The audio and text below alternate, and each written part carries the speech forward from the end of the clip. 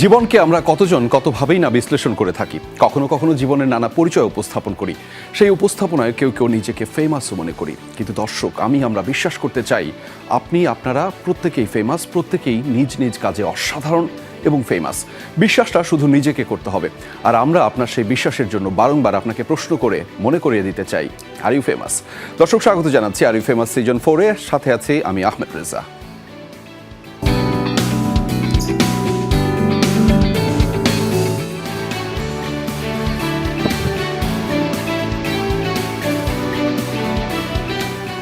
দর্শক, are you ফেমাসের আয়োজন মানে একটু ভিন্ন পর্ষা, ভিন্ন সারথি আমাদের সাথে যুক্ত থাকেন। আজকেও কিন্তু তার ব্যত্যয় ঘটছে না। আজকে দারুণ কিছু অতিথি আমাদের সাথে যুক্ত রয়েছেন, যাদের সাথে গল্প এবং আড্ডাটা হবে বেশ জম্পেশ। তবে সেই আড্ডায় কিন্তু থাকতে পারবেন আপনি, অর্থাৎ আমাদের এই আয়োজনটি সামাজিক যোগাযোগ মাধ্যম ফেসবুক এবং একই সাথে ইউটিউবে দেখতে পাওয়া যাচ্ছে। ফলে সেখানে যে কোনো ধরনের মন্তব্য কিংবা প্রশ্ন আপনি কিন্তু করতেই পারেন। আমি আপনার হয়ে আমার সাথে যুক্ত হওয়ার সারথীদের কাছে সেই প্রশ্ন ছুড়ে দিব, জানতে চাইবো তাদের মতামত আপনার প্রশ্নের ভিত্তিতে। ফলে দেরি না করে এক্ষুনি কমেন্ট বক্সে গিয়ে শুধু কমেন্ট করতে থাকেন, প্রশ্ন করতে থাকেন, কি জানতে চাইবেন, কিন্তু কার কাছে করবেন, তাই তো? কারা আজকে মূলত আমাদের সাথে আজকে যুক্ত রয়েছেন? আজকে দারুণ কিছু মানুষ যুক্ত রয়েছেন। আমি একটু ভীত, একটু সন্ত্রস্ত অবস্থায় আছি, কারণ আমি এই মুহূর্তে যেই নামটি বলছি অনেক গুণী মানুষ, লিজেন্ডারি একটা মানুষ, এবং যিনি দীর্ঘ সময় ধরে বাংলাদেশকে সেবা দিয়ে যাচ্ছে তার কাজের মাধ্যমে, বাংলাদেশকে প্রাউড করছে তার কাজের মাধ্যমে, এবং আমরা অনেকটাই গর্বিত তার জন্য। আফসানা মিমি, স্বাগত আপনাকে আর ইউ ফেমাসের আয়োজনে। নিশ্চয়ই ভালো আছেন? কেমন করে ভালো থাকি, তুমি তো আমাকে নার্ভাস করে দিলে। আমি একটু, আমার গলা একটু শেকি মনে হচ্ছে না? সো এটাই হচ্ছে মূল কারণ যে আজকে আফসানা মিমি আমাদের সাথে যুক্ত রয়েছে। দর্শক, তালিকাটা আরো দীর্ঘ আছে, কারণ আমাদের সাথে আরো কয়েকজন দুর্দান্ত রকমের মানুষ যুক্ত রয়েছেন, যাদের কাজ আসলে দিন শেষে বাংলাদেশকে রিপ্রেজেন্ট করে, এবং তাদের কাজের জন্য আমরা দিন শেষে গর্ববোধ করি। আমাদের সাথে যুক্ত রয়েছেন আতিক জামান, পরিচালক। স্বাগত আপনাকে আর ইউ ফেমাসের আয়োজনে। নিশ্চয়ই ভালো আছেন? ভালো আছি। নার্ভাসনেসটা একটু মনে হয় ছড়াইয়া গেল। আচ্ছা, নার্ভাসনেসটা কমানোর জন্য কাউকে একটু ইনভাইট করি যে নার্ভাসনেসটা কমাবে, এবং তার স্বীয় দক্ষতা এবং তার অভিনয়ের দক্ষতার মাধ্যমে যিনি আলাদা একটা জায়গা করে নিয়েছেন। আমরা এই শোটা শুরু করবার আগে আমরা 90 দশকের কথা বলছিলাম, কিংবা এখনকার সময়ের কথা বলছিলাম, বিশেষ করে জেনজি জেনারেশন এবং আপকামিং আলফা জেনারেশনের মধ্যে যিনি সমন্বয়টা ঘটাচ্ছেন। সাদিয়া আয়মান, স্বাগত আপনাকে আর ইউ ফেমাসের আয়োজনে। নিশ্চয়ই ভালো আছেন? জি ভালো আছি, thank you so much. Thank you আমাদের এই আয়োজনে যুক্ত হওয়ার জন্য। দর্শক, যুক্ত রয়েছেন আরও একজন অতিথি। আমি বলেছিলাম আজকে তালিকাটা অনেক দীর্ঘ। যুক্ত রয়েছেন রাকিব হোসেন ইভন, অভিনেতা। স্বাগত আপনাকে আমাদের এই আয়োজনে। ধন্যবাদ। আপনারা সময় দিয়েছেন, আমরা কৃতার্থ তো বটেই, তবে আমাদের একটা কমন প্রশ্ন থাকে আমাদের এই আয়োজনে। সাদিয়া, আমি আপনাকে দিয়ে শুরুটা করতে চাই। Are you famous? আমাকে দিয়ে শুরু করবেন? আমার থেকে বড়রা আছে, প্লিজ বড় দিয়ে শুরু করেন না। এই বড় নিয়ে একটা ব্যাপার আছে, আমি বড় নিয়ে প্রশ্নটা একটু করছি। যে আমি কয়েকদিন আগে, 1 থেকে 2 দিন আগে আপনার একটা রিলস দেখছিলাম, যে কি যেন একটা, আপনাকে দেখতে মনে হয় না অত বড়, কিন্তু আপনি কিন্তু বড়, সেটা আপনি নিজেই বলছিলেন। আমি কি বলবো? জি বলেন। না, মানে সংখ্যাও বলছিলেন আপনি, আপনার বয়স। আচ্ছা, না, যেটা বলেছিলাম সেটা একটা শুটিং এর মাঝখানে একটা মজা করে আমার কোয়ার্টিস্ট বলছিল, কারণ আমি সবসময় বলি যে আমাকে দেখতে বড় লাগে না, কিন্তু আমি কিন্তু বড়। আমি মানে এটা আমি আসলে ইচ্ছে করেই বলি। তখন আমার কোয়ার্টিস্ট যে ছিলেন উনি বলছিল যে তোমার বয়স তো হ্যাঁ 32, বাট দেখতে 30 লাগে, মজা করে বললো। তাই আমি বললাম যে হ্যাঁ সেটাই, কিন্তু আসলে আমি সব জায়গায় অকপটে আমি আমার বয়স বলি। আমার বয়স নিয়ে মানে লুকোনো কিছু আমার ভালো লাগে না। আমার কাছে মনে হয় বয়স একটা সৌন্দর্য, একটা গ্রেসফুলি বয়সটাকে হ্যান্ডেল করাটা খুব বেশি ইম্পর্টেন্ট। সো এজন্য আমরা, এটা একটা সংখ্যা মাত্র, কিছু না, কিছুই না, তাই না? এটা মিমি আপাকে দেখলেও মনে হয় বোঝা যায়। যাক, এই প্রসঙ্গে আমরা না যাই। মিমি আপা, এটা তো আমি সবসময় বলি, আমি তো না হয় এই জেনারেশনের, কিন্তু মিমি আপার অনেক পুরনো একটা মেবি মেরিল পুরস্কারের স্টেজে না ইত্যাদি পুরস্কার, হ্যাঁ ইত্যাদির একটা আয়োজনে আমি দেখেছিলাম যে মিমি আপা এরকম মাইকে বলছে আমাকে দেখতে কিন্তু ছোট লাগলো, আমি কিন্তু ছোট না, আমার বয়স কিন্তু অনেক বড়। এটা আমি কয়েকদিন আগে পেয়ে আমি তাকে পাঠাচ্ছিলাম যে এই কথা তো আমি এখন বলি, মানে আমাদের এত মিল, আমাদের অনেক মিল। আমার প্রশ্নটা ছিল আর ইউ ফেমাস? আমি নিজেকে আসলে ফেমাস মনে করি না। আসলে আমি নিজেকে খুবই সাধারণ মনে করি, এটা মনে করতে পছন্দ করি। আমার মনে হয় আমি একটা মানে সাধারণ মানুষের মতোই একজন। আমার কাজ দেখে যদি আমাকে সাধারণ দর্শকেরা তাদের মতো করে মানে আমাকে একটা জায়গা ভাবতে পছন্দ করে, সেটা আমার জন্য ভালোই লাগে। আমার এটাকে আমি ভালোবাসা মনে করি, কিন্তু আমি নিজেকে এরকম ফেমাস মনে করি না। এটাই। একটা ছোট্ট ক্লারিফিকেশন দিয়ে রাখি, আমরা যখন এই আয়োজনটা শুরু করছিলাম তখন বলছিলাম যে আমরা বিশ্বাস করতে চাই এই পৃথিবীর প্রত্যেকটা মানুষ আসলে অসাধারণ, এবং আমরা হয়তো সবাই একটা সময় চলে যাব, শুধু কাজটাই থেকে যাবে। এই কাজটাই হচ্ছে ফেমাস হচ্ছে আমাদের জন্য একটা রূপক শব্দ। তো বারংবার আমরা মানুষকে প্রশ্ন করি, আপনি কাজটা ঠিকভাবে করছেন, আপনার কাজটাই কিন্তু থেকে যাবে। Irfan, are you famous? হতে চাই কাজের মাধ্যমে। ওকে, জশ। বাহ। এই স্পিরিটটাই দরকার, এই কনফিডেন্সটাই দরকার, এবং এই জন্যই আমরা প্রশ্ন করি, আর ইউ ফেমাস? আতিক ভাই। আমি জি। আমি তো একদমই না। ফেমাস বানান? আমি একদমই না। হ্যাঁ, এই যে আপনি যেটা বললেন একটু আগে, যে কাজের মাধ্যমে আমি চাই আমার কাজগুলো মানুষ দেখুক, সবার জন্য বানাই, তো তাদের কাছে পৌঁছাইলেই মনে হবে যে আচ্ছা ঠিক আছে আমার কাজটা ফেমাস হয়েছে, তখন আমরা এক ধরনের ভালো লাগা আনন্দ লাগা এটা কাজ করবে। আচ্ছা, ভালো লাগা আনন্দ লাগা কাজ করবে, এবং দীর্ঘ সময় এই ভালো লাগা আনন্দ লাগার দোলাচলে যে মানুষটা আমাদেরকে কন্টিনিউয়াস ভাবে রেখে যাচ্ছেন, দি গ্রেট আফসানা মিমি, আপনার কাছে জানতে চাও, যদিও আমার জন্য একটু ধৃষ্টতা, আর ইউ ফেমাস? আমি ফেমাস কিনা জানি না, তবে আমি খুব ব্লেসড। আচ্ছা, কেন? কারণ মানে এত মানুষের ভালোবাসা পাওয়া, এটার জন্য অনেক ভাগ্য লাগে। যা থেকে একটু যুক্ত করা দরকার যে এত মানুষের ভালোবাসা এত দীর্ঘ সময় ধরে পাওয়া।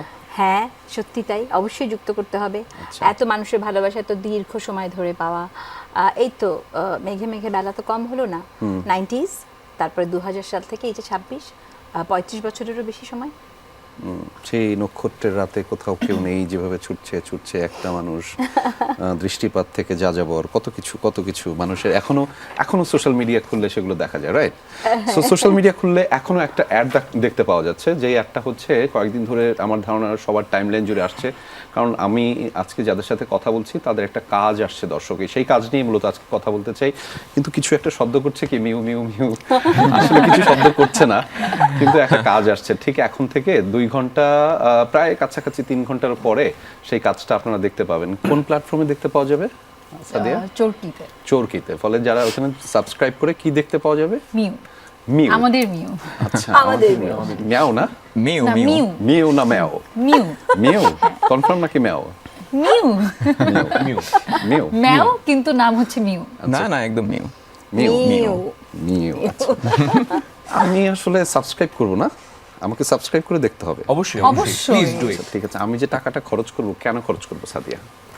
মানে আমি এটা কেন দেখবো আপনার এই কাজটা? কেন ভাই? আমার পকেটের টাকা, আমার ইনকাম করা টাকা, আমি কেন খরচ করে আপনার মিউটা দেখবো? দেখবেন, কারণ আমার মনে হয় আপনি দেখলে বুঝতে পারবেন যে কেন আপনি এটা দেখছেন। কিন্তু আমি যদি বলি যে বাকি সবারও বা কেন দেখা উচিত, মিউ একটা বিড়াল। বিড়াল হচ্ছে আমাদের এই পুরো গল্পে একটা এলিমেন্ট, ইটস আ টুল হিসেবে এটাকে ব্যবহৃত হয়েছে। আর গল্পটা বেসিক্যালি একটা পরিবারের গল্প, যেখানে একটা মেয়ে আছে, মা, বাবা, ভাই, একটা কাজের লোক, সবার একটা গল্প, যেখানে একটা ফ্যামিলির গল্প, ফ্যামিলির পরিবারের গল্প, গল্প। যেখানে টানাপোড়েন থাকে। ক্রাইসিসটাই হয় আসলে একটা বিড়ালকে নিয়ে। ধরেন মায়ের কাছে বিড়ালটা এক রকমের, তার ইমোশনের জায়গা এক রকমের, বাট যে পালে তার কাছে আবার আরেক রকমের, ভাইয়ের কাছে এক রকমের। সো আমি নিজেও পেট লাভার, আমার নিজেরও বিড়াল আছে। আমি যখন প্রথম বিড়াল নিয়েছিলাম তখন আমার ফিলিং আমার কাছে একরকমের ছিল, আমার মায়ের কাছে একরকমের ছিল। তো আসলে এটা কেউ বুঝতে পারবে না কখনো, যে যার সন্তান সেই বুঝে। আচ্ছা। আমি আমার মায়ের কাছে যতটুকু দামি সেটা আমার মা বুঝে, হয়তো আমি বুঝতে পারবো না, কিন্তু আমার বাচ্চা আমার কাছে কতটুকু প্রিসিয়াস সেটা আমি কি নাম তার? আমার বাচ্চার নাম হচ্ছে আলু, যে আমাদের এই মিউ গল্পের প্রধান চরিত্র। তো এই গল্পটা দেখতে হবে এই কারণ ফ্যামিলির একটা ভ্যালু আমরা আসলে অনেক সময় বুঝতে পারি না, বা মানুষের একাকিত্বের যে একটা ভ্যালু সেটা বুঝতে পারি না। আমার মনে হয় যে একা কিন্তু যে কোনো বয়সে মানুষ থাকতে পারে। কম বয়সের একটা মানুষ একা থাকতে পারে, আবার যারা অনেক বৃদ্ধ বয়স তারাও একা থাকতে পারে। বাট আমরা রিয়েলাইজ করি না যে আসলে অনেক সময় যে আমাদের লাইফে এমন কিছুটা দরকার যেটা আমাদের একাকিত্বটাকে দূর করতে পারে। আমরা সবসময় মনে করি মনে হয় কোনো একটা হিউম্যান সাপোর্টই আমাদের একাকিত্বটাকে দূর করতে পারে। সেই জায়গা থেকে আমাদের এই গল্পটা আসলে বেশি কিছু আর বলবো না। আমার মনে হয় যে একটা ফ্যামিলির গল্প, একটা ইমোশনাল জার্নি থেকে যদি মানুষ যেতে যায়, তাহলে হচ্ছে এই গল্পটা দেখা উচিত। পরিবারের সাথে একটা পোষা প্রাণীর যে সংমিশ্রণ, আমার ধারণা আমি বাংলাদেশে এই কাজগুলো কম দেখেছি। ওয়ার্ল্ড ওয়াইড অনেক কাজ হয়েছে এবং অনেক উল্লেখযোগ্য কাজ হয়েছে, অনেক কাজ, কিন্তু বাংলাদেশে কোনো না কোনোভাবে কাজটা কম। আমার কাছে মনে হয়, আমার জানা একটু ভুল থাকতে পারে, সেখানে একটু কি রিস্ক হয়ে গেল আতিক ভাই যে এরকম একটা ভিন্ন গল্প, ভিন্ন সংমিশ্রণ, এবং সেখানে আমরা ফ্যামিলি ওরিয়েন্টেড গল্প দেখে অভ্যস্ত, এই ক্রাইসিসগুলো আমাদের পরিবারে সবার পরিবারে থাকে, তখন আমি ওটা রিলেট করতে পারি। কিন্তু সেখানে একটা পোষা প্রাণী আসবে এবং সেখানে তাকে নিয়ে একটা গল্প জড়াবে, কেমন করে ভাবলেন এবং কোন চিন্তা থেকে? মানে রিস্কের প্রসঙ্গে রিস্ক একটু থাকে, এটা সব কাজেই থাকে।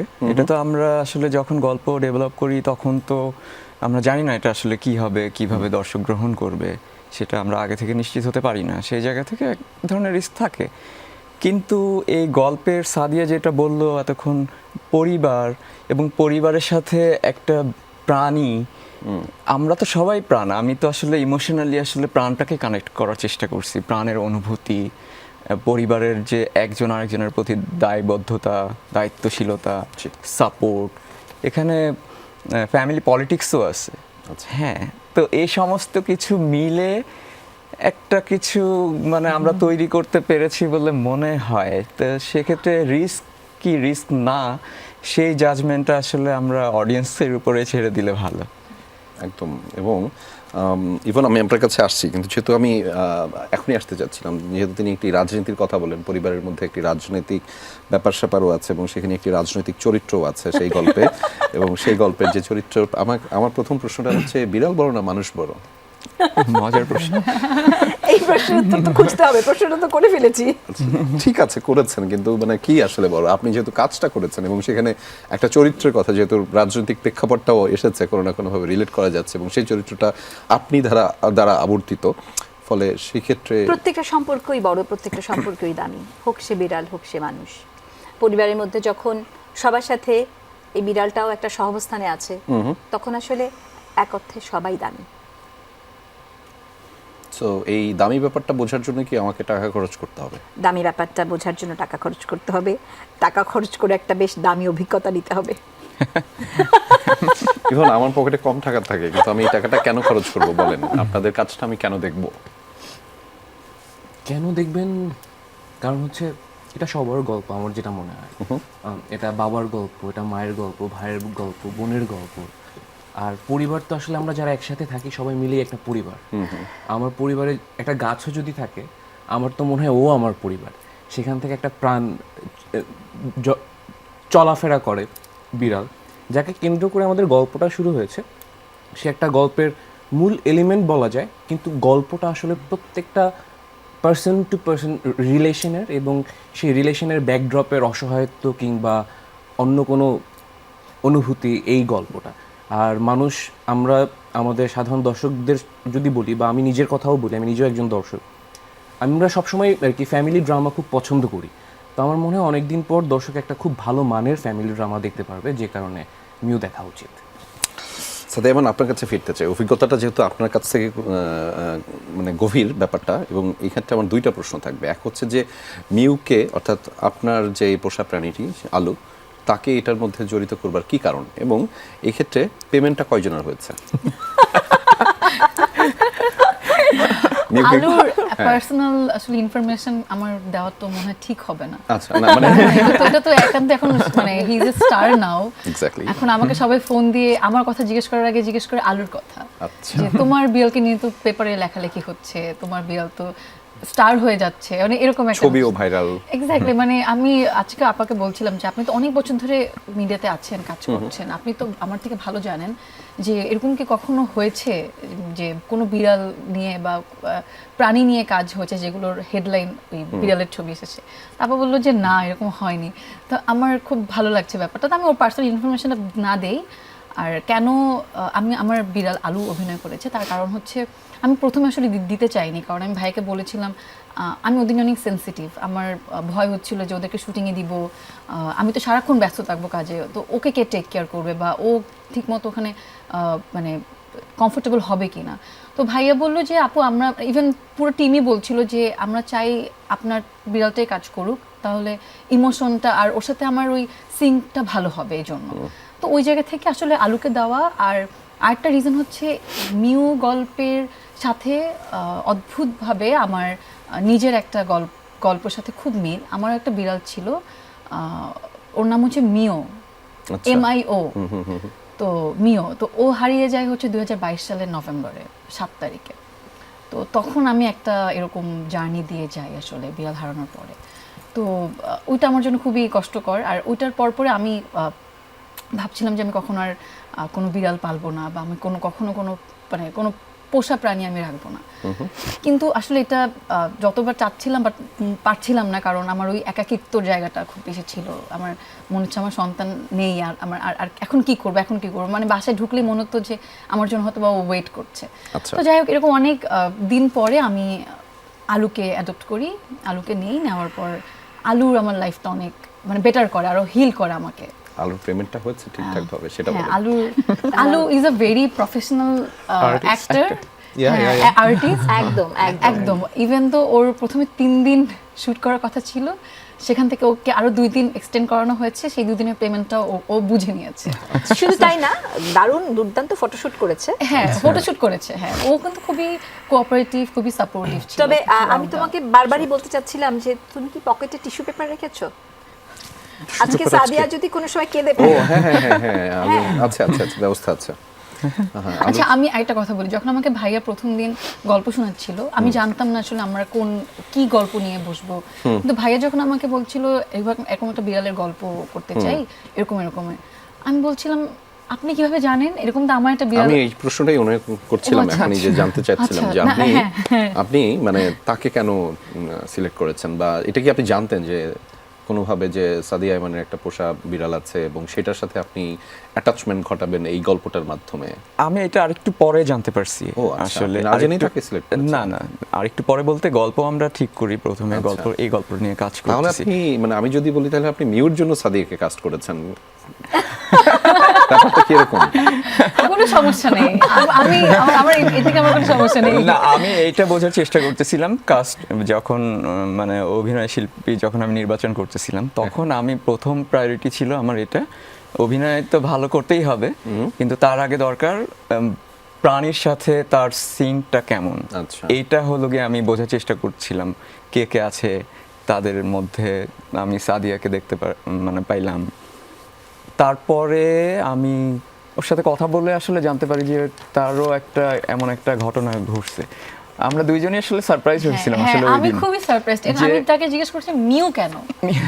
আমারটা না মিও, বাট সিমিলার আর কি। যখন ওকে খুঁজতাম মিউই চলে আসতো আসলে। তো ও বলতেছিল যে এটা কি আমার ওইটা থেকেই অনুপ্রাণিত কিনা, অথবা হলো গিয়ে নামটাও মিউ হলো কিভাবে। হ্যাঁ, আমি তাকে জিজ্ঞেস করেছিলাম মিউ কেন? হ্যাঁ, মিউ কেন।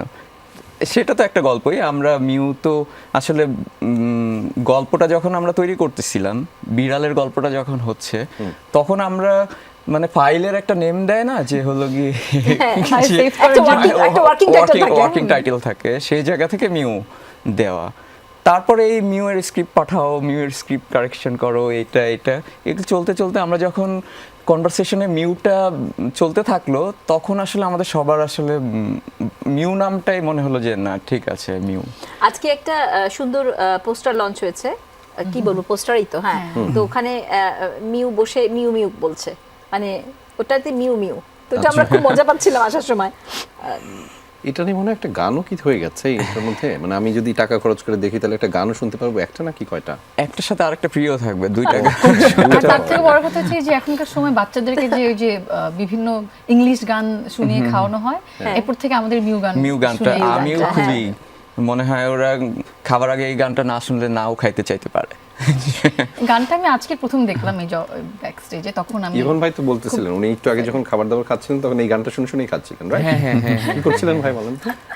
গানটা তো আর কি, এই গানটা দেখার জন্য হলো আপনাদের টাকা দিয়ে চোরকি সাবস্ক্রাইব করে দেখা উচিত।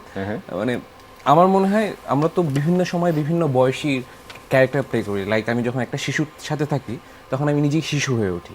যখন আমি আমার বাবার সাথে দাঁড়াই, আমি আমার কাঁধে কিছুটা দায়িত্ব আসার চেষ্টা করি। তো গানটা যারা ছোট শিশু, আমরা যারা মোবাইল কিংবা ইউটিউব দেখে, বিভিন্ন কার্টুন দেখে দেখে একটা অভ্যাস আছে বা যারা করে আর কি, ওই ছোট শিশু থেকে শুরু করে আমাদের মতো মধ্যবয়সী কিংবা আরো বড় যারা আছে তাদের সবারই আশা করি ভালো লাগবে, এই কারণে হলেও দেখা উচিত। যখন আমি দেখছিলাম আমি এত খুশি হচ্ছিলাম, আমার খুব এক্সাইটেড লাগছিল যখন দেখছিলাম। কি দেখছিলেন আমার একটা ওই যে বলেন তো? গানের যে গানটা না? হ্যাঁ গানটা, আচ্ছা, না, গানটা আমার অনেক খুশি হচ্ছিল। গানে আলু আচ্ছা। ছিল তো সেই জন্য শুধু আলোর জন্য না, মানে ওভারঅল গানটা এত মানে তাহলে আমরা সুন্দর। এরপরে আজকে 12টার আমরা পর গানটা সবাই দেখতে শুনবো না, পারবে। আমরা গানটা শুনবো, কে গাইবে? না, রাত 12টার পর সবাই দেখতে পারবে। আমার সাদিয়া অসুস্থ হয়। সাদিয়া গাইবে। অসম্ভব। সো অসম্ভবকে সম্ভব করতে আমাদের সাথে থাকতে হবে দর্শক, এবং বিরতিতে যেতে চাই। বিরতিতে যাওয়ার পরে কি থাকছে বুঝছেন তো, সাদিয়া আইমান গান গাইবে। আমাদের সাথেই থাকুন, কোথাও যাবেন না, আমাদের সাথে থাকুন, কোথাও যাবেন না। আমি একটা ছোট্ট বিরতি। কে গান গায়? দর্শক স্বাগত আরো একবার, আপনারা দেখছেন আরই ফেমাসের আয়োজন এক ঝাঁক গুণী মানুষ, গুণী সারথী আমাদের সাথে যুক্ত রয়েছেন, যাদের সাথে আড্ডাটা হচ্ছিল বেশ জম্পেশ। কথা দিয়েছিলাম গান শুনবো, অপেক্ষা করতে হবে সেটার জন্য। তবে আমি এই গানটা শোনার আগে আমি একটা এআই কে কমান্ড দিয়েছি হচ্ছে, আমি বলেছি এআইকে মিউ বলে ডেকেছি। হ্যালো এআই, মানে ওর নামটাই মিউ দিয়েছি। মিউ, তুমি আমাকে জানাও আফসানা মিমি সম্পর্কে। তো আমাকে সে অনেকগুলো তথ্য দিয়েছে, আমি কয়েকটা লাইন আপনাকে শোনাতে চাই আপনাকে। সে আমাকে একটা তথ্য দিয়েছে, সেই লাইনটা হচ্ছে এরকম: আফসানা মিমি তার কাজের একটি বড় বৈশিষ্ট্য হলো সংযম। তিনি কখনোই অতি নাটকীয়তায় ভরসা করেন না, বরং গল্পের ভেতরের শক্তিকে সামনে আনেন। অভিনয়ে তার যে স্বাভাবিকতা, সেটাই তাকে আলাদা করে রেখেছে প্রজন্মের পর প্রজন্ম এবং দর্শকদের কাছে। বাহ, এআই তো মেলা বুদ্ধি। এটাই এআই বলেছে, আপনি কি এটা বিশ্বাস করেন? হ্যাঁ, করি। কেন করেন? আমি আসলে একটা কাজকে মানে দেখতে চাই খুব ফিলোসফিক্যাল জায়গা থেকে, যে সেই কাজটা আমি কেন করছি এবং এই কাজটা করে আমি আনন্দ পাচ্ছি কিনা, জি। এবং এই কাজটা দেখার পর দর্শকের ভালো লাগবে কিনা, এরকম নানান কিছু মাথায় থাকে। আর সংযম শব্দটা বুঝি নাই, ওটা বলতে কি বুঝিয়েছে? ধীর স্থির, মানে খুব মনোনিবেশ আমি ধীর করে, স্থির? মানে সেটাই হয়তো। না, আমি এমনি অতটা ধীরে স্থির কিনা যাই না, তবে আমি কাজটা খুব মন দিয়ে করি। আচ্ছা, আমি তো মানে আমার খুব অপেক্ষা করতে হচ্ছিল যে মিউটা আমি কখন দেখবো। আমি গতকালকেও আরও একটা দিন অপেক্ষা করতে হবে আমাকে এটা দেখার জন্য। তো সেখানে মানে একটু টিজার দেখেছি, আপনাদের কাজগুলো খুঁটিয়ে দেখার চেষ্টা করছিলাম। ওইখানে আমি কেন এটা শোনালাম যে ওইখানে যে বললো যে একটা শব্দ স্বাভাবিকতা, এবং কেমন জানি মনে হয় যে আপনি যে অভিনয়টা করছেন এর মধ্যে আসলে এক্সাজারেশন বলে কিছু নাই, মানে এইটাই না আপনি, সেটা যে চরিত্রে হোক। আমরা এর আগেও একটা চলচ্চিত্র নিয়ে কথা বলছিলাম, ওইখানে মনে হয় যে ওইটাই আপনি, আবার এখানে মনে হচ্ছে যে এই মায়ের চরিত্র এটাই আপনি, মানে কেমন করে সম্ভব? সেটা জানি না, আমার মনে হয় যে চরিত্রটাকে যদি বিশ্বাস করা যায় তাহলেই সেটা সম্ভব। কারণ আমার মনে হয় যে আমি তখনই ভালো কাজ করতে পারি যখন আমি আমার চরিত্রটাকে পুরোপুরি বিশ্বাস করতে পারি। তো এই মিউয়ের গল্প তো আর এখন বলবো না, গল্পটা তো সবাই মানে বলে দেন। তুমি পয়সা খরচ করে দেখবে। হ্যাঁ, তো এখানে আসলে আজকে আমি এই জায়গাটাতে আরেকটু চাপাচাপি করে বসলেও ভালো হতো। আমি একজনকে খুব মিস করছি, আজিজুল হাকিম। আমি বলছিলাম একটু পরে এটা বিষয়ে বলবো। তো এই আর কি। তো যতটুকু টিজারে বা ট্রেলারে দেখা গেছে তাতে কতটুকু বোঝা গেছে এই যে আমার পুত্র, আমার কন্যা, হ্যাঁ, আমার ডিরেক্টর, মহামান্য ডিরেক্টর, ঠিক আছে। তো সবকিছু মিলিয়ে আমার এই জার্নিটা খুবই দুর্দান্ত ছিল, এবং আমি আমার চরিত্রটাকে খুব মানে খুব কাছের করে নিতে পেরেছিলাম। আতিক প্রথম যেদিন আমাকে এটা বলেছে গল্প, সেদিন তো আমি শুনেছি, কিন্তু যখন পড়েছি বা যখন সেটে গেছি বা যখন সাদিয়াকে কল্পনা করেছি বা হাকিম ভাইকে দেখেছি বা দৃশ্যগুলাকে পড়েছি, আমার কাছে মনে হয়েছে যে আমি আসলে বোধহয় এটা খুব সুন্দর একটা চরিত্র পেয়েছিলাম, এবং আমার মনে হয় যে ঠিক এই ধরনের অভিনয় আমি বোধহয় করিনি। বেশ দাপুটে শব্দটা যখন দাপুটে, এই প্রশ্নটা আপনাদের দুজনের জন্য, ইভন এবং সাদিয়া আমান, যে এই কাজটাতে বেশ কয়েকজন দাপুটে অভিনয় শিল্পী আছেন। একজন তো আফসানা মিমি অবশ্যই, এবং শ্রদ্ধেয় আজিজুল হাকিম, এবং অবশ্যই আফজাল হোসেন। আমি যতটুকু দেখেছি অল্প করে, যে আমি বললাম না আমার খুব আক্ষেপ বা অপেক্ষা হচ্ছিল যে কখন দেখবো পুরো কাজটা। তাদের সাথে এরকম দাপুটে অভিনয় শিল্পীদের সাথে কাজ করতে গেলে প্রথমত হচ্ছে, যেমন আমি বললাম যে আজকে আমি একটু ভীত সন্ত্রস্ত তার জন্য, মানে আপনাদের মধ্যে কি এটা কাজ করে নাকি? তারা কেমন করে ওয়েলকাম করেন এবং তাদের সাথে দ্বিধা ইতস্ততা বোধটা কেমন করে সামাল দেন আপনারা? সাদিয়া প্রথমে।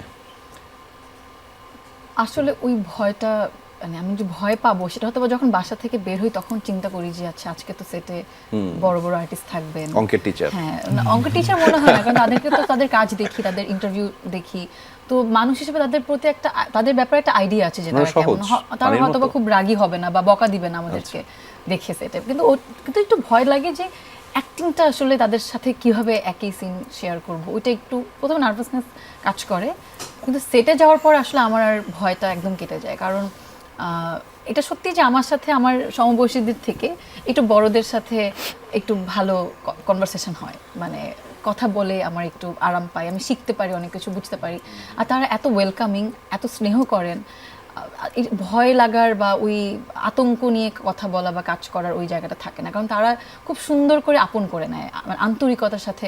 আমরা যে ছোট মানুষ, আমাদেরকে ওভাবেই স্নেহ করেই ট্রিট করে, যার কারণে অভিনয় করতেও ভয় লাগে না, আর কথা বলা বা এমনিতে ইন্টারাকশনে খুব একটা ভয় লাগে না। এটা তো আসলে তাদের একটা বড় তাদেরকে থ্যাঙ্কস দেওয়ার অনেক বড় একটা জায়গা আর কি। একটা সম্পূরক প্রশ্ন আসলে করতেই হয় মানে এই জায়গাটা থেকে, যদি একটু অন্য কাজের কথা আমাকে একটু প্রাসঙ্গিকভাবে ঢোকাতে হচ্ছে, সরি আতিক ভাই, মানে উৎসবের কাজটার কথাও মানে যদি আমি একটু বলি, সেখানেও কি একটা প্রাসঙ্গিকতা খুঁজে পান? এবং কোথাও না কোথাও একটু আগে আপনি যখন বলছেন যে আপনি তিনি আপনি কোনো না কোনোভাবে উৎসবেও সেটা দেখেছিলাম, এই প্রেজেন্সটা কি এখনো মনের মধ্যে কাজ করে যে যখন আপনি মনে করছেন যে আপনার সামনে একটা ফিগার আছে লাইক আফসানা মিমি, সেটা সুদূর প্রসারী এবং দীর্ঘ সময়ের, আজকে থেকে 30 বছর পরেও যদি আমি আপনাকে কোনো না কখনো এই জায়গাটাকে দেখি, মানে হয়তো আমরা প্রত্যাশা করবো তার চেয়েও ছাড়িয়ে যান, মানে আপনারাই তো বাংলাদেশের সম্পদ, ফলে সেই জায়গাটা ছাড়িয়ে যাবেন সেটা আমরা প্রত্যাশাই করতে পারি। এইটা কি কাজ করে মনের মধ্যে, সেটা কি লালন করেন?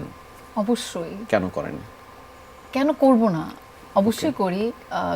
কাজ যেহেতু করছি অবশ্যই চাই ভালো একটা জায়গাতে যেতে, আজ থেকে 30 বছর পর বা 40 বছর পর যখন যদি কাজ নাও করি, মানুষ যেন, আমরা যেমন তাদের পুরনো কাজগুলো দেখি, এখনো দেখে আফসোস করি যে এখনো কেন এরকম কাজ হয় না, কারণ ওই সময় তারা এত মানে ওই সময় কাজই হতো আসলে এমন কাজ যেগুলো কোনো মানে আমাদের এই সময় তো আসলে অনেক মিক্স কাজ হয়, ওই সময় তো কিছু এক রকমের কাজ ছিল যেগুলো আসলে আমরা এখনো দেখে মনে করি যে নতুন।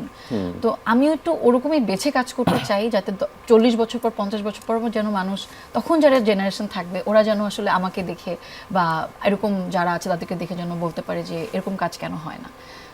অবশ্যই চাই তাদের মতো হতে। আমি তো মিমিকে খুব পছন্দ করি এবং তাদের সময়কার যারা ছিলেন সবাইকে আসলে কাউকে রেখে কাউকে বাদ দেওয়ার মতো না, কারণ সবাইকে দেখি আসলে শেখার অনেক কিছু আছে, আর ওই জায়গায় এরকমই হতে চাই। এই জন্য আমি সবসময় বলি মিমির সাথে আমার মিল পেয়ে আমি অনেক বেশি খুশি, একটা দিক থেকে খুশি যে ঠিক আছে এতটুকু তো একটু মিল, তাহলে ভবিষ্যতে হয়তো ওই জায়গাটা আমি করে নিব। এই আত্মবিশ্বাসটা দরকার। ইভন আমার প্রশ্নটা ছিল যে একটা সেটে অনেক দাপুটে অভিনয় শিল্পীরা থাকলে একটা শঙ্কা ভয় থেকে যায়, আপনি কেমন করে সামাল দেন সেই সিচুয়েশনগুলো? আসলে আমি যদি আফসানা মিমিকে নিয়েই বলি, কিংবা আজিজুল হাকিম, আফজাল হোসেন, এদেরকে দেখে তো আমরা বড় হয়েছি, আমরা স্বপ্ন হয়তো এদের চোখেই বা এদের ভিজুয়ালেই দেখতাম। এখন সেটে যখন তাদেরকে পাই, তখন সেটে ঢোকার আগ পর্যন্ত একটা ভয় থাকে যে কি করে আমি প্রথম স্টার্টিংটা করব এটা নিয়ে, কিন্তু এর পরের যে অভিনয়ের ভয়টা যে আমি কোপ উইথ করতে পারবো কি পারবো না, ওই ভয়টা সামহাও আমার এখন একদমই লাগে না। আমার মনে হয় যে সে যখন আছে সে তার সেরাটাই করবে, এবং সে তার সেরাটা দিলে আমার জন্য আসলে অনেক ইজি হয়ে যায়, বরঞ্চ লোড কমে যায়। এরকম দক্ষ এরা এক একজন তাকে একটা ইনস্টিটিউটের মতো। Exactly, it is, it's like luck to work with, we are really lucky. Directors point of view থেকে জানতে চাই যে আমাদের অভিনয় শিল্পীদের মধ্যে, আমি মানে প্রাসঙ্গিকভাবেই প্রশ্নটা করছি, নানা অভিযোগ থাকে। সাম্প্রতিক সময়ের 2-1টা ঘটনা নিশ্চয়ই আপনারা দেখেছেন যে অভিনয় শিল্পীদের আচরণ নিয়ে নানান ধরনের প্রশ্ন সামাজিকভাবে উঠে আসে। সেখানে ইভান ভাই যেমন একটা বলছিলেন যে ওনারা নিজেরাই এক একজন ইনস্টিটিউশন, তো ওনাদেরকে সামাল দেন কিভাবে? মানে ওনারা আসলে, আপনি জীবন করে চান, মানে ডিরেক্টরস চাওয়াটা খুব গুরুত্বপূর্ণ, ধরেন ওনারা অনেক বড় অভিনেতা, কিন্তু আপনি যেটা চান সেটা কি ওনারা করেন, বা আপনি কেমন করে সামাল দেন? মানে আমি জানতে চাই যে আপনি কেমন করে এটাকে ব্যবস্থাপনার মধ্যে নিয়ে আসেন। বলো আতিক, আমি কত লক্ষ্মী, তোমার সব কথা শুনেছি। আমার নামও বলবেন না, এটা হ্যাঁ অবশ্যই, মানে টাইমলি সেটে আসা, আপনি একটা কমান্ড দিলেন সেটা ঠিকভাবে মানে শেষ করা, না সেগুলি ঠিকঠাক ছিল, সময় মতো সেটে আসা, সবাই খুব পাঞ্চুয়াল, সবাই কাজে খুব মনোযোগী ছিল এবং প্রত্যেকেই তার চরিত্রগুলা এমনভাবে ওন করছে, যার যার চরিত্র, এটা এই যে মিমি আপাও একটু আগে বললে উনি বিশ্বাস করে। সো আমি দেখছি সবাই বিশ্বাস করছে যে এই চরিত্রটা এখানে আছে। তো যখন সবাই বিশ্বাস করে যে আমি এটা, তখন তো আমার প্রেশারটা কমে যায়, আচ্ছা। যে আলাদা করে আমার আর আচ্ছা ও তো এটা বুঝতে পারতেছে, ও তো নিছে। তার আগে যেটা হয়, ডিরেক্টর আর অ্যাক্টরের একটা জায়গায় সিঙ্ক হইতেই হয়, একটা জায়গায় আসতে হয়, সেটা হলো গিয়ে চরিত্রায়ন করতে। আমরা যখন স্ক্রিপ্টে একটা চরিত্র লিখি অথবা থাকে, সেটা কিভাবে চরিত্রায়ন হবে, এই চরিত্রের বৈশিষ্ট্যগুলো কি কি হবে, সেগুলি নিয়ে আমাদের একটু শ্যুটের আগে ডিসকাশন হয়, আমরা স্ক্রিপ্টটা একসাথে রিডিং করা। তো এইগুলিতে মত পার্থক্য তৈরি হয় না, যে তারা যেহেতু অনেক দীর্ঘ সময় ধরে কাজ করেন, আপনি যেটা মানে যেটা চাচ্ছেন সেটা হয়তো এইভাবে করলে আরেকভাবে ভালো হতো, ওনারা হয়তো সেরকম একটা পরামর্শ দিতে চান, সেটা আপনি নেন? হ্যাঁ, নেই। এটা হলো মানে যেটা হয়, পরামর্শ তো আমরা যেটা করি মানে ফিল্মের বেটারমেন্টের জন্য, ক্যারেক্টারের বেটারমেন্টের জন্য হলো আমরা, জি, ওইটা হলো গিয়ে তখন একটা ভালো পরামর্শ নিলে মানে আসলে সেটা ডেফিনেটলি এটা গ্রহণ আমি করি এবং সবার করা উচিত। এই প্রশ্নটা সবার জন্য, মানে যেহেতু আলুকে নিয়ে বা মিউকে নিয়ে একটা দুর্দান্ত কাজ আপনারা করেছেন, আমার ধারণা এর দুর্দান্ত কিছু মানে বিহাইন্ড দ্য সিন আছে, গল্প আছে, যেটা আমাদের সাথে একটু শেয়ার করা যায়, যে এই সিনটা করার সময় এমন কোনো মজার ঘটনা ঘটেছে যেটা আমাদের কাছে একটু বলা যায়। আমি একটু বলতে পারি। Sure. আমি এটা আমার প্রথম অভিজ্ঞতা ছিল বিড়াল নিয়ে কাজ করার। আচ্ছা। ঠিক আছে, সরাসরি একটা বিড়ালকে স্পর্শ করা বা তাকে নিয়ে কাজ করা। তো আমি একটু নার্ভাস ছিলাম, কারণটা হচ্ছে যে ওকে আমি ঠিকমতো ধরতে পারবো কিনা, নিতে পারবো কিনা, এরকম নানান কিছু আর কি। আমার যেহেতু অভ্যেস নেই, তো সাদিয়া প্রথম যেদিন আলুকে নিয়ে আসে সেটে, তো আমি তখন ভাবছি যে আলুকে আমি ঠিকঠাক মতো নিতে পারবো কিনা, আচ্ছা আলুর সাথে সিনটা আমি কীভাবে করবো। তো এর মধ্যে আলুকে দেখলাম যে আমি একটা সোফায় বসেছিলাম, আলু এসে সুন্দর মতো আমার পায়ের উপরে গড়িয়ে শুয়ে পড়লো। আমি বললাম আরে এ তো দারুণ, কারণ কিছু কিছু বিড়াল আছে না যে হয়তো দেখলে একটু করবে, হ্যাঁ। তো দেখলাম যে আলু একদম এরকম না, সে খুবই মানে সাদিয়া যেরকম মিষ্টি, ওর বিড়ালটা ওরকম মিষ্টি, হ্যাঁ। তো আমি তখন বুঝলাম যে আচ্ছা, তখন আমি আলুকে একটু হাত বুলিয়ে দিলাম গায়ে। তো যদি আলুর সাথে আমার দৃশ্যটা একটু কঠিন ছিল, ওটা আলুই বলবে যে তখন খেপে গিয়েছিল কিনা, ওটা আমি তো আর বলতে পারবো না, হ্যাঁ। কিন্তু মানে আমার জন্য এটা খুব সহজ ছিল।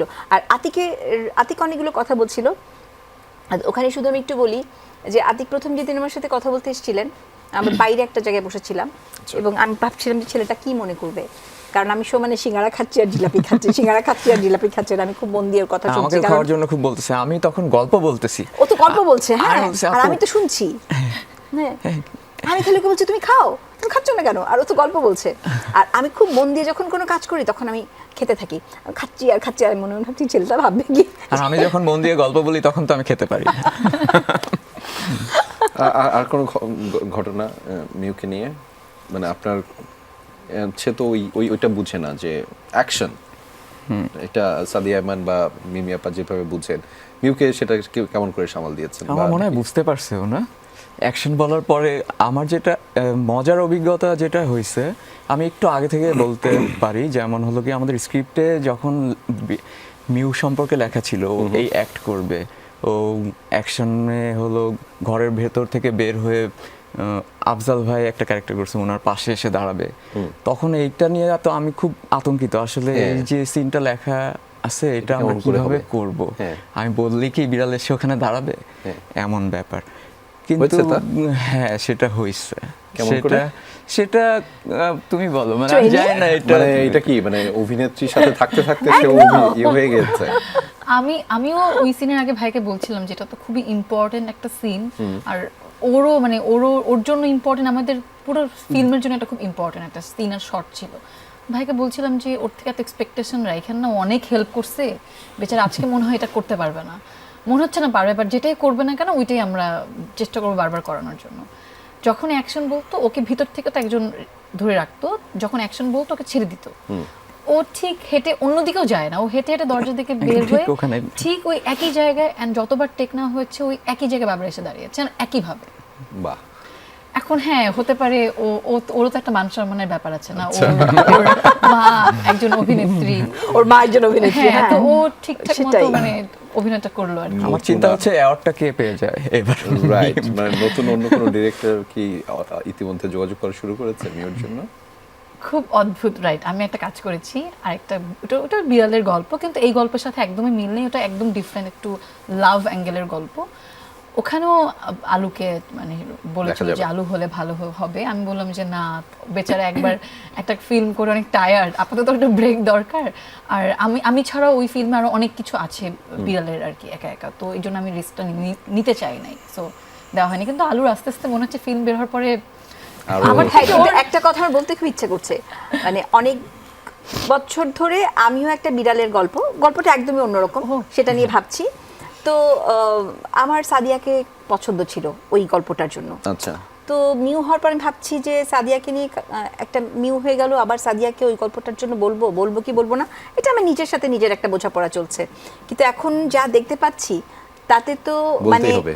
মানে শুধু বিড়াল আলু না, মানে বিড়াল নিয়ে কাজ করলে কে কাজ করবে? সাদিয়া। মানে ওর যে ইমোশনাল যে জায়গাটা, একটা সিগনেচার তৈরি করে একটা ফেলছে। সিগনেচার, ওর যে বন্ডিংটা, ভাবছি ভাবলে হবে না, পেমেন্ট কিন্তু দুইজনের। ভাই আপনার কাছ থেকে একটা ছোট গল্প, মানে এই মিউকে নিয়ে কোনো একটা মজাদার গল্প। মিউ গল্পের আমি যদি আমার ফার্স্ট সিনের কথা বলি, ওটা একটা ডাইনিং সিন ছিল, আমি মা বোন এরকম কিছু একটা। সো আমরা যখন ওই সিনটা শ্যুট করি, দেয়ার ওয়াজ আ মোমেন্ট, এবং ওই মোমেন্টটাই আমি রিয়েলাইজ করছি যে আচ্ছা ঠিক আছে, আমরা একটা কাজ করছি এবং এই কাজটা এভাবে হচ্ছে এবং কিছু একটা হচ্ছে, মানে আমরা যেটা চাচ্ছি সেটা কি হচ্ছে কিনা আমরা জানি না, কিন্তু ভালো কিছু একটা হচ্ছে। ওই মোমেন্টসটা হচ্ছে সেটা এনশিওর করে, বা ফিলটা আমাকে প্রথমবার দিছিল।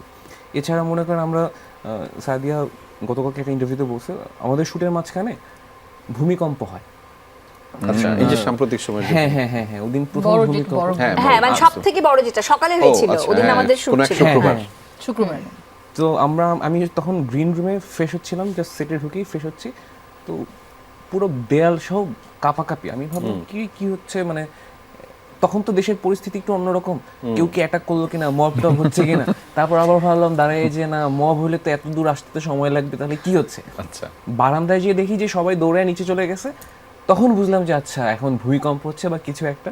তো এরকম দেয়ার ওয়াজ এ লট অফ মোমেন্টস, যে আচ্ছা আমরা সবচেয়ে ভালো বিষয় হচ্ছে আমরা নিজেরা যেভাবে কানেক্টেড হয়েছি থ্রু দ্য স্টোরি, গল্পের জন্যই, গল্পের মধ্যে থেকে আমরা সবাই হয়তো, আমি সেটে মাকে মাই বলতাম, ওকে আমরা রাহা বলেই রাহা ডাকতাম, বলেই হ্যাঁ। ডাকতাম, ও রাফি বলেই ডাকতো।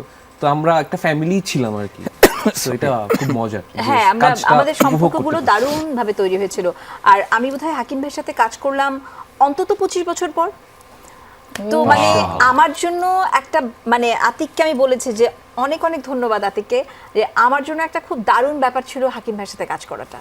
থ্যাংক ইউ আর আতিক ভাই। আমার সাথে উৎসবে তো মিমের দেখা হওয়ার কোনো সুযোগই নেই, কারণ আমি ছোট জেসমিন, সে বড় জেসমিন। হ্যাঁ। এই প্রজেক্টের কারণে আমরা একই সাথে স্ক্রিন শেয়ার করতে পেরেছি, হ্যাঁ। এটা একটা অন্যরকম এক্সাইটমেন্ট আমার জন্য। থ্যাংক ইউ ভাই। Just মানে me. আমিও একটা Thank দারুণ you. ব্যাপার এবং Same, এক্সাইটমেন্টের same. কথা বলতে চাই আপনাদেরকে এবং আমাদের দর্শকদেরকে। দারুণ একটা ব্যাপার, একটা দারুণ এক্সাইটমেন্টের কথা হচ্ছে যে আমাদের একটা বিরতি নিতে হবে। সাথে থাকুন, কোথাও যাবেন না। দর্শক স্বাগত জানাচ্ছি আরো একবার। আপনারা দেখছেন আরই ফেমাসের আয়োজন এক ঝাঁক গুণী মানুষ, গুণী সারথী আমাদের সাথে যুক্ত রয়েছেন, যাদের সাথে আড্ডাটা হচ্ছিল বেশ জম্পেশ। আমি অনেকক্ষণ ধরে আমাদের দর্শকদেরকে অপেক্ষা করাচ্ছিলাম। সাদিয়া, গানটা এটা অসম্ভব, আমি গান গাওয়া। মানে অসম্ভব কে? ও গানটা মাত্র এখানে এসে একবার শুনেছে। হ্যাঁ, আমি তাহলে কি কে মুখস্থ গাইবে? তো নাই, আর আমার গলা শুনে আপনি বুঝতে পারছেন আমার গলায় যে সুর নেই। ওইটা তো আমি আমার মানে উইথ ডু রেসপেক্ট, যে সকল শিল্পীরা, মহান শিল্পীরা সবাই গান গাওয়ার পরে নাকি এইটাই বলে যে আজকে এই এক্স্যাক্টলি আজকে আমার গলাটা বেশি ভালো নাই। আমার গলা কখনোই, আমার গলা একটু রুক্ষ, আচ্ছা, rude। আপনি তাহলে আমার যে voice টা নিউ একটু মিউ rude। করে একটা টিউন আমাদেরকে শোনাতে। ভাই এটা অসম্ভব, এটা ডিরেক্টর গাইতে পারে, কারণ ডিরেক্টর তো ডিরেক্টর মিউজিক গায়ক জানে। নাকি, কি আশ্চর্য। প্রেসারটা পাস করে দিচ্ছি। আমার ধারণা এই মিউ মিউ করে যে ইভন, টিউনটা, আমার মনে হয় যে তুমি এক লাইন গেয়ে দাও। হ্যাঁ, তুমি তো জানো। হ্যাঁ, আচ্ছা, তুমি আমি তো আরেকবার গানটা শুনেছো। হচ্ছে 2 বার শুনছি।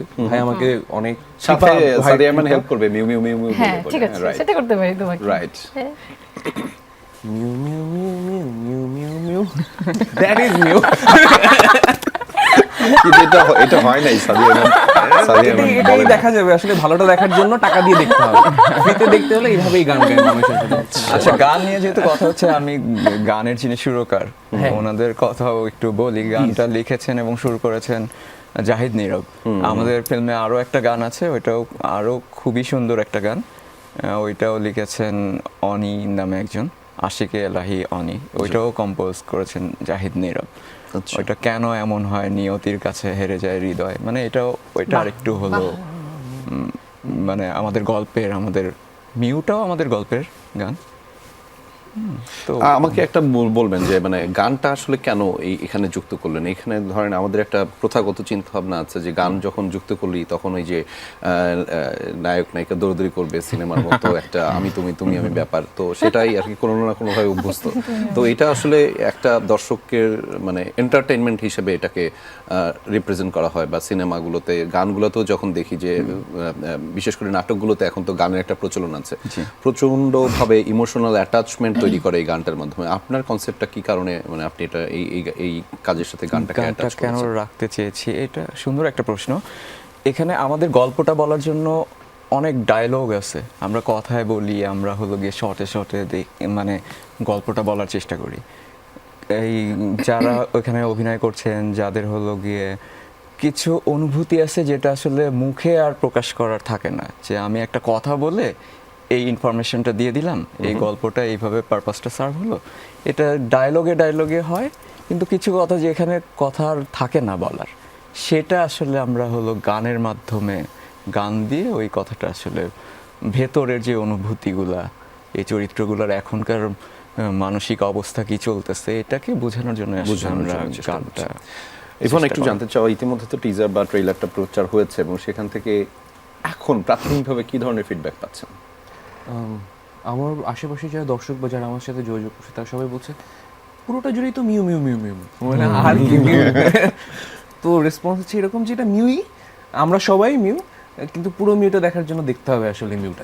আর 2 ঘন্টা পরে সাদিয়া কেমন ফিডব্যাক পাচ্ছেন এখন? আমি অনেক ভালো ফিডব্যাক পাচ্ছি, কারণ আমার মোটামুটি যারা আমাকে রেগুলার ফলো করে বা দেখে তারা জানে যে আমি বিড়াল ভালোবাসি, আমার নিজের বিড়াল আছে কয়েকটা। আর আমার ফ্যানদেরও মোটামুটি দেখি যে ওরাও খুব ইন্টারেস্টেড। সো আমি ফার্স্টে একটু কনফিউজ ছিলাম যে আসলে এটা মানুষ কীভাবে অ্যাকসেপ্ট করবে, কারণ বিড়াল নিয়ে একটা কন্টেন্ট, এটা তো হয় না সহজে, কেউ দেখে না। কিন্তু আমি দেখলাম যে খুবই মানে এখন আমার থেকে আমার বিড়ালকে নিয়ে যে welcome Alu, welcome Miu, can't wait to see Miu, এরকম কমেন্ট আমি পাচ্ছি। তার মানে বোঝা যাচ্ছে যে সবাই খুব এক্সাইটেড, এটা ভালোবেসে দেখবে। এবং মানুষ এই ধরনের ডিফারেন্ট গল্প খোঁজে, পায় না, যেটা পেয়ে আর কি অনেকেই খুবই প্লিজ যে আচ্ছা ঠিক আছে আমাদের এখানেও আমরা হয়তো চেষ্টা করছি বা শুরু করলাম কিছু একটা। অ্যানিমাল লাভারদের জন্য এটা একটা ডিফারেন্ট কন্টেন্ট হবে, তাদের জন্য মাস্ট ওয়াচ। আর আমার মনে হয় এই কাজটা দেখার পরে যারা পছন্দ করে না, ঘৃণা করে, বিড়াল দেখলে মারে বা থাকে না মানে একটা অবহেলা করে, তারা হয়তো বা একটু হলেও কাইন্ড হবে এটা দেখে। কেউ বিড়াল অ্যাডপ্টও যেন করে, এটা আমি চাই। আমাদের শুটিংয়ের একটা মজার ঘটনা তখন তো বলতে পারিনি, এখন একটু মনে পড়লো। আমাদের এই প্রজেক্টে অনেকগুলো সাপোর্টিং বিড়াল আর্টিস্ট ছিলেন। হ্যাঁ, তারা যখন আমাদের এখানে শুট করতে আসলো, একজন ক্রু মেম্বারদের খুব ভালো লাগলো, তারা তাদেরকে আবার অ্যাডপ্ট করে নিয়েছে। তো এটা মানে হ্যাঁ খুবই সুন্দর একটা ব্যাপার যে এই যে এক্সট্রা আর্টিস্ট গুলো যারা আসলো ওদেরও একটা ঘর হলো আমাদের এই কাজটার মাধ্যমে। বাহ, একদমই তাই।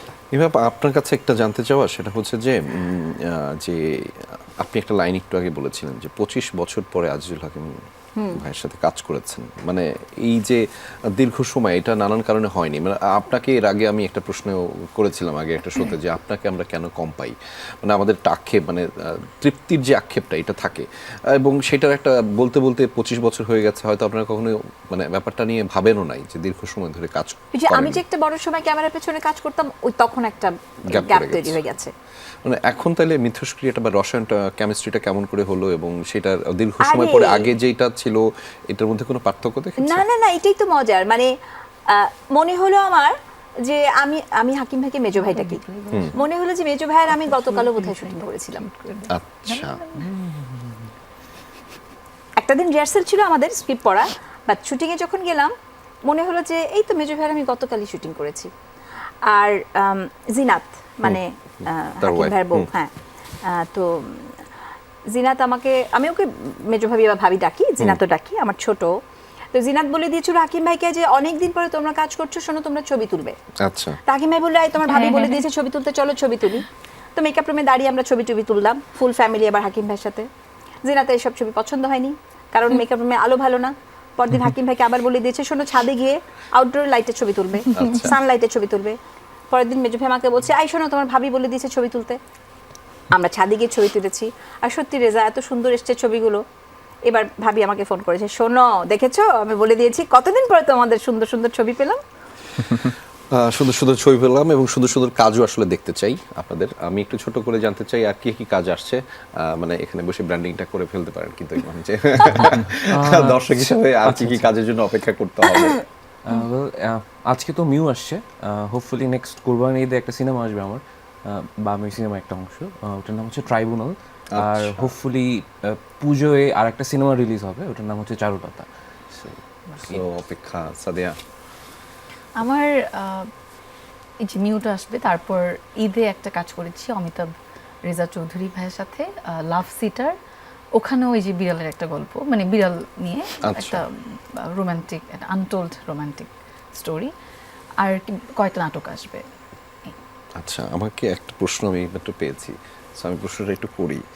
এই বাংলাদেশে নাকি অর্ধেক মানুষের নাম সাদিয়া, এটা কি সত্যি? সত্যি সত্যি? কিন্তু সাদিয়া আয়মান কিন্তু সবার না। সাদিয়া আয়মান কিন্তু একজনেরই। হ্যাঁ, কিন্তু আপনার ফুল নেমটা কি এটাই না, সাদিয়া? হ্যাঁ। আমার পাসপোর্টের নেম হচ্ছে ফাতেমা তাসনিম সাদিয়া। আচ্ছা, পরে কি আপনি কি যে আমাদের একজন আইমান সাদিক আছে তার বোন হয়ে গিয়েছেন কোনোভাবে? না, একদমই না। তাহলে আমি আয়মান- আমি যখন ফেসবুক এখন খুলবো, তখন আমি আম্মুকে জিজ্ঞেস করেছিলাম যে আমার একটা নাম লাগবে, কারণ আমি আমার পার্সোনাল নামটা দিতে চাই না। আর তখন তো আমি বুঝি নাই যে আমি অভিনেত্রী হব বা ও, পপুলার আচ্ছা। হব। সো আম্মু বলছিল যে তুমি সাদিয়ার সাথে আয়মান দাও। তো আমি বললাম বাহ। আয়মান কেন? আমার আম্মুর আয়মান নামটা ভীষণ প্রিয় ছিল আগে থেকে। আমার আম্মু চাচ্ছিল ছোটবেলায় আমার নামটা সাদিয়া আয়মান রাখতে, কিন্তু আমার নানা ভাই এটাতে রাজি হয়নি। নানা ভাই বলেছিল যে না, আর একটু মানে এটা ছেলে ছেলে লাগছে, তো অন্য নাম। পরে আসলে আমার চাচা, আমার বড় ভাই, আমার আম্মু আব্বু সবার সম্মিলিত একটা নাম ফাতেমা তাসনিম সাদিয়া। কিন্তু আমার আম্মু আমাকে গত বছরও এরকম একটা অফার করেছে যে তুমি নামটা চেঞ্জ করে ফেলো, কাগজপত্রগুলো চেঞ্জ করো, সাদিয়া আয়মানটা যেহেতু তোমার এখন প্রতিষ্ঠিত, তো এটা দাও। আমি বললাম, না থাক, এত অনেক ঝামেলা, ডকুমেন্ট তার থেকে সবাই আমাকে চেহারায় চিনে, কাগজপত্র আর কি আসবে। তাহলে আপনি আর এই আইমান সাদিক আর আপনি সাদিয়া আইমান ভাই বোন না? একদমই না। একদমই না। আতিক ভাই কি কাজ আসছে এটার পরে, নাকি অপেক্ষা করতে হবে আর একটু বেশি? আর বেশি কিনা জানি না, গল্প ডেভেলপ করতেছি পরবর্তী কাজের জন্য। আপা? আমি খুবই আগ্রহ নিয়ে বসে আছি। চোরকিরি আরেকটা শুটিং করব ঈদের পরে, আমি আর আফজাল ভাই। ওটা ইমরান নামে একজন, উনি ডিরেক্টর। আচ্ছা। আর ওটা আমি মানে খুবই রোমান্টিক একদম, ইমরান? ধরো যে এই মিউয়ের একদম অপোজিট একটা গল্প, ঠিক আছে? তো আমি ওইটার জন্য অপেক্ষা করছি। আর আন্ধার তো শুটিং হয়ে গেছে, ওটা রাহান রাফি বা ওরা যেদিন রিলিজ করবেন প্রোডিউসার, সেদিন হবে। একদম আমরা শেষ দিকে রয়েছি। আমাদের শেষ প্রশ্ন আপনাদের প্রত্যেকের কাছে, আপনাদের প্রিয় দর্শকরা আমাদের যাদেরকে বড় করেন, সবসময় আপনাদেরকে যারা বড় করেন, দর্শকদের উদ্দেশ্যে এক লাইন, এবং সাথে বাংলাদেশ এবং দর্শকদের উদ্দেশ্যে এক লাইন। কে শুরু করবে? ভাই আতিক ভাই। মিউ দেখুন। মিউ দেখুন। কি স্বার্থপর রে বাবা। একদম। ইভান? অবশ্যই মিউ দেখুন। আর এই ঈদে আমাদের অনেকগুলো বাংলা চলচ্চিত্র আসতে যাচ্ছে, সো এবং প্রত্যেকটা চলচ্চিত্রই খুব মানসম্মত। আপনারা সপরিবারে যে সিনেমা হলে সিনেমা দেখবেন। ধন্যবাদ। সাদিয়া? সবাই ভালো থাকবেন, সুস্থ থাকবেন। সামনে ঈদ, আর ঈদে অনেকগুলো কাজ আসবে, ছোট পর্দা বড় পর্দা মিলে ওটিটিতে অনেক কাজ আসবে। সবগুলো কাজকে দেখবেন, আর অবশ্যই আপনাদের এই যে আলোচনা সমালোচনা যেন থাকে, এটাই। একদম। আমরা একটু বেশি বেশি করে ভালোবাসা ছড়াতে চাই, হ্যাঁ, মানুষের মধ্যে, এবং দেশের সবাই মিলে আমরা একটু ভালো থাকতে চাই। অনেক ভালোবাসার বন্ধনে আমরা থাকতে চাই। ভালোবাসার বন্ধনে আমরা থাকতে চাই। বন্ধনের কথা আবার মনে করে দিলেন। ধন্যবাদ আফসানা মিমি আপা, সাদিয়া আয়মান, আতিক জামান, রাকিব হোসেন, ইভন সবাইকে। আপনাদের মূল্যবান সময় আমাদেরকে দিয়েছেন। আপনাদের প্রতি অনেক শুভাশিস এবং কৃতজ্ঞতা রইল। আপনারা ভালো থাকবেন এবং আপনাদের কাজের মাধ্যমে বাংলাদেশ এগিয়ে যাবে। ধন্যবাদ। Thank you so দর্শক, 56,000 বর্গমাইলের এই পুরো বাংলাদেশের মালিক কিন্তু আপনি মালিক। এবং সাদিয়া আয়মান যে কথাটি বলছিলেন, আপনি আপনার কাজগুলো দেখুন, বা ইভন যে কথাটা বলছিলেন, যে কাজটাই দেখুন না কেন, তাদের কাজটি দেখুন, সমালোচনা করেন, আলোচনা করেন, কারণ এই কাজটার মালিক কিন্তু আপনি। কারণ কাজটা না বাংলাদেশের। ফলে আপনি যাই করবেন, যা কিছু করবেন, যেই কথা দিবেন, মন্তব্য ছড়াবেন, সবটাই দিন শেষে বাংলাদেশের, লাল সবুজের। ওই লাল সবুজটা আমাদের, আপনার। ভালো থাকবেন, দেখা হবে পরবর্তী আয়োজনে।